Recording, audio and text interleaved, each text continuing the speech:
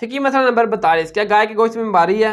نہیں، استغفراللہ، گائے کا ذکر تو قرآن میں ہے، قرآن میں پوری سورت ہے سورۃ البقرہ گائے کے نام کے اوپر، کیونکہ اس میں گائے والا واقعہ ہے، گائے کے ذبح والا واقعہ ہے، تو اس پوری سورت کا نام ہی بقرہ ہے، جس کو اردو میں گائے کہتے ہیں۔ اس سے بڑھ کر سنت ابراہیمی ہے بچڑے کا گوشت کھانا، گائے کا گوشت کھانا۔ سورۃ الہود کی آیت نمبر 69 میں ہے نا، 69 میں، حضرت ابراہیم علیہ السلام فرشتوں کے لیے بنا ہوا گوشت لے آئے تھے، تو گائے کا گوشت، بچڑے کا گوشت کھانا یہ سنت ابراہیمی ہے۔ یہ مسئلہ اصل میں اس وقت بنا کہ اب جب ہمارا ہمسایہ ملک ہندوستان جو ہے، اب ہندوستان میں جو نا وہ ان کے مذاہب میں بعض گروہ ایسے ہیں جو گائے کی بڑی تعظیم کرتے ہیں، آپ دیکھتے ہوں گے ویڈیو میں بھی کہ اس کے گائے کے پیشاب سے وہ نہلاتے بھی ہیں، منہ ہاتھ بھی دھوتے ہیں۔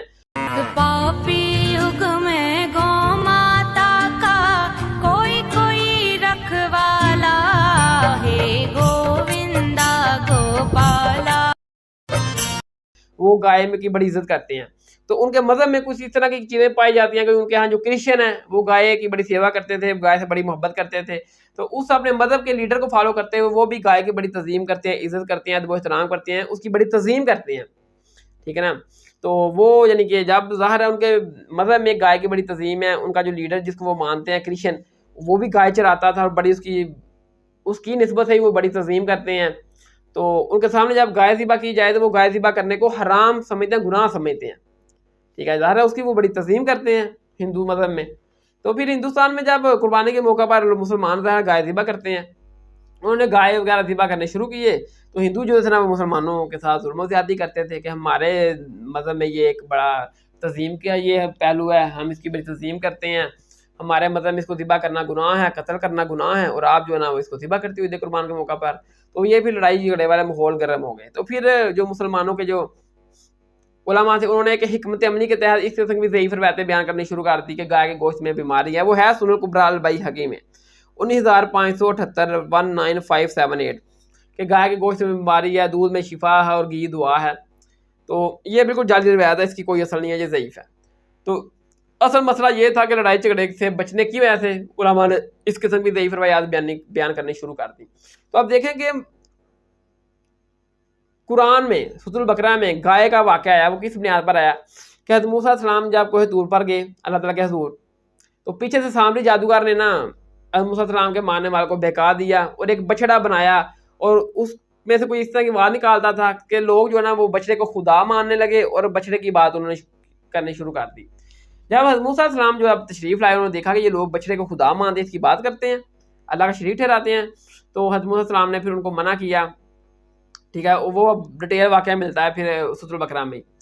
تو پھر انہی دنوں میں کوئی قتل ہو گیا، جب قتل ہوا تو اللہ تعالیٰ نے دیکھا کہ اب یہ سارے لوگ جو نا وہ میرے مقابلے میں بچڑے کو معبود مانتے تھے، گائے کو یعنی کہ معبود مانتے تھے، اس کی بات کرتے تھے، اور ان کے دلوں میں ابھی گائے کی محبت باقی ہے، ٹھیک ہے، تو یہ ظاہر نہیں کرتے۔ تو اللہ تعالیٰ نے کہا کہ تم ایک گائے کو ذبح کرو قتل کیس میں، پھر اس گائے کا ٹکڑا مارو، سورۃ البقرہ میں سارا واقعہ وہ بندہ زندہ ہو کر بتائے گا کس کو قتل کس نے کیا۔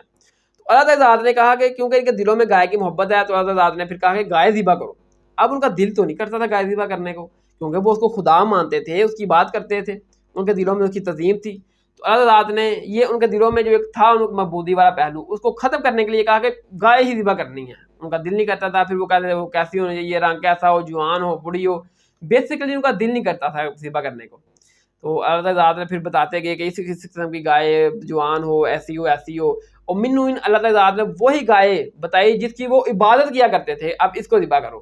اس کے پیچھے حکمت یہ تھی کہ اللہ تعالیٰ نے کہا بتایا ان کو کہ جس کو تم اپنا معبود مانتے ہو، وہ خود تم اس اپنے معبود کو اپنے ہاتھوں سے ذبح کر رہے ہو، تو یہ کیسا تمہارا خدا ہے جو اپنے آپ کو نہیں بچا سکا تم سے، اور اس نے تمہاری حفاظت کیا کرنی ہے، تمہاری دیکھ بھال کیا کرنی ہے۔ تو پھر انہوں نے وہی گائے جو جنا جس کی وہ پہلے عبادت کرتے تھے، پوجا کرتے تھے، اس کو جو نا وہ ذبح کیا۔ ان کا دل تو نہیں کرتا تھا۔ تو اللہ نے ان کو اصل میں یہ لیسن دیا کہ جس کو تم خدا مانتے تھے، بچڑا مانتے تھے، اس کو تو اپنے خدا کو اپنے ہاتھوں سے ذبح کر رہے ہو، یہ کیسا خدا ہے تمہارا؟ تو آج کے دور میں بھی جو ہندوؤں میں ہے، یہ جو اس کی کرسچن تھے اس کے تحت وہ بڑی اس کی تعظیم کرتے ہیں گائے کی، تو آج کے دور میں بھی جو اس طرح گائے ذبح کرے گا نا، اس کو اجر و ثواب زیادہ ملے گا، ایک تو قربانی کا ملے گا، دوسرا کیونکہ یہ جو لوگ اس کو معبود کے تحت تو نہیں، جس طرح بھی یہ مانتے ہیں ہندو لوگ اس کی بڑی تعظیم کرتے ہیں، وہ سوچیں گے ایک مرتبہ کہ جس کو ہم بڑا اپنا اپنا تزئین کرتے ہیں، اس کی ادب و احترام کرتے ہیں اپنے کرسچن کی وجہ سے، تو یہ اپنی حفاظت نہیں کر سکا تو اس نے ہمیں کیا فائدہ دینا ہے؟ یہ تو خود ذبح ہو گیا عام مسلمانوں کے ہاتھوں، تو اس نے ہمارے کی حفاظت کیا کرنی ہے؟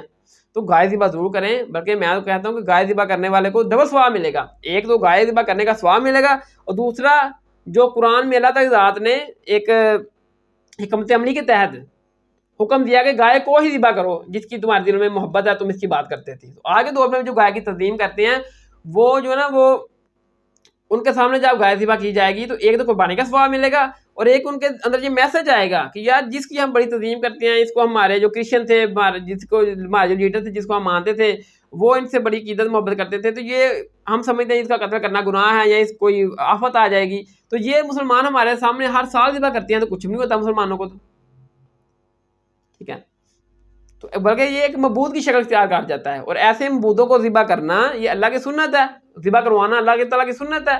جس طرح بنی اسرائیل سے گائے جس کو معبود مانتے تھے اللہ تعالیٰ نے انہیں کیا ذبح کروایا، اور ادھر بھی اگر مسلمان ان کے سامنے ذبح کرتے ہیں تو یہ اللہ تعالیٰ کی سنت ہے. ٹھیک ہے، تو پھر وہ کہتے ہیں کہ اگر زیادہ گوشت کھا لیں بچڑے کا یا گائے کا پھر بیماری ہوگی. تو میرے بھائی زیادہ تو کوئی بھی چیز آپ کھائیں گے وہ آپ کی بیماری کا باعث ہی بنے گا. باقی جس شہد سورۃ النحل آیت نمبر 69 میں آیا کہ شہد میں نص قطعی ہے قرآن میں کہ شہد میں شفا ہے، لیکن اگر بندہ ایک ہاتھ سے زیادہ شہد کھا لیتا ہے تو وہ اس کے لیے گرمی کا باعث بنے گا، بیماری کا باعث بن جائے گا. وہ ہے نا مشکات میں دی تھا 45 نمبر 4521. ایک صحابی ہے، انہوں نے کہا یا رسول اللہ میرے بھائی کو پیچھے سے لگ گیا، نبی صلی اللہ علیہ وسلم میں کہ اس کو شہد کھلاؤ. پھر دوسری بار آیا، اس نے کہا یا رسول اللہ میں نے شہد تو پلایا لیکن پیچھوں میں بیماری میں اضافہ ہوا ہے. آپ نے میں کہ تیرے بھائی کا پیٹ گلتا ہے، لیکن اللہ کا قرآن درست ہے کیونکہ میرے رب نے فرمایا کہ شہد میں شفا ہے اور شہد پلاؤ. اس نے 2-3 مرتبہ شہد پلایا تو اس نے کہا کہ یا رسول اللہ میں جتنی بار شہد پلا رہا ہوں میرے بھائی کی مرض میں اضافہ ہی ہو رہا ہے. تو نبی صلی اللہ علیہ وسلم نے فرمایا کہ اس کو اور شہد پلاؤ. پھر اس نے پلایا تو وہ اس کا بھائی ٹھیک ہو گیا. تو یعنی کہ جتنی بھی یہ چیزیں ہیں اگر ایک ضرورت کے تحت اس کو استعمال کیا جائے گا یہ فائدہ دیں گی. اب اس کے بھائی کو جتنی اس کی ضرورت تھی اس کی ضرورت جب مکمل ہوئی تو اس کو شفا ہوگی. ٹھیک ہے نا. اس سے بڑھ کر تو یہ ہے کہ چھوٹا کوئی کھانا سنتے محمدیہ صلی اللہ علیہ وسلم ہے. ٹھیک ہے نا. 3340 نمبر میں ہے نا 3340 میں کہ نبی صلی اللہ علیہ وسلم کو بکری کی دستی کا گوشت بہت زیادہ پسند تھا. اب ایک بندہ بکری کا گوشت ہی بہت زیادہ کھاتا ہے، روز کھاتا ہے، تو اس کا یورک ایسڈ بڑھ جائے گا، یورک ایسڈ کا مسئلہ بن جائے گا. کوئی بھی چیز ہے، چھوٹا گوشت ہے، بڑا گوشت ہے، شہد ہے، یہ آپ ایک ضرورت کے تحت کھائیں گے، ایک لمٹ کے اندر کھائیں گے تبھی فائدہ ہے. اگر ہاتھ سے بڑھ جائیں گے تو وہ نقصان ہے. سورۃ الراف کی آیت نمبر 31 میں ہے نا کہ کھاؤ پیو اور زیادتی مت کرو، یعنی کہ پورا کھاؤ پورا پیو. اگر ہاتھ سے زیادہ کھاؤ گے یا پیو گے تو آپ ہاتھ سے بڑھ جانے والوں میں سے ہو جاؤ گے، اور جو ہاتھ سے بڑھ جاتے ہیں وہ اللہ کو پسند نہیں ہے، کھانے پینے میں بھی وہ آپ کی بیماری کا باعث بھی بن سکتا ہے. تو ہر چیز اپنی مقدار میں ہی اچھی ہے، فائدہ مند ہے. پانی ہے، پانی اگر آپ ضرورت سے زیادہ پی لیں گے وہ آپ کے معدے کو ٹھنڈا کر لے گا. تو چھوٹا گوشت ہے، گائے ہے، بڑا گوشت ہے، شہد ہے، پانی ہے، آپ نے ایک مقدار کے تحت ہی کھانا ہے. گائے کے گوشت میں کوئی بیماری نہیں ہے. جو وجہ تھی جس کی بنیاد پر علماء ضعیف روایتیں بیان کرتے تھے وہی میں آپ کو بتا دیا. اس قسم کوئی حدیث نہیں ہے، سب ضعیف احادیث ہیں. بلکہ حکمت عملی آپ دیکھیں، اللہ تعالی ذات نے قرآن میں سورۃ الانعام کے آیت نمبر 143 144 میں جن جانوروں کا ذکر کیا ہے نا، ان جانوروں کی قربانی کرنی ہے، اس میں گائے کا ذکر بھی ہے. بکری، بھیڑ، گائے، اونٹ ہے. اللہ تعالی ذات نے گائے کا نام لے کر کہا کہ اس کی قربانی کرو. ٹھیک ہے. تو ہندوستان میں یہ مسئلہ بنا گیا کیونکہ وہ گائے کی بڑی تعظیم کرتے تھے، اس بنیاد پر وہ لوگوں کو روکتے تھے گائے ذبح کرنے کو، کیونکہ ان کے ہاں گائے ذبح کرنا گناہ ہے. ادھر گائے ذبح کرنا ڈبل ثواب ہے، ایک عقیدے کا بھی مسئلہ ان کے حال ہوگا اور ایک قربانی کا ثواب ملے گا، اور ایک جن کو وہ بڑا پوچھتے ہیں ٹھیک ہے اس کا وہ آپ ان کے سامنے جب ذبح کر رہے ہوں گے وہ سوچیں گے کہ یہ خود کو نہیں بچا سکی تو ہمارے اس نے کیا یعنی کہ معاملات کو یا مصیبتوں کو پریشانی کو ختم کرنا ہے.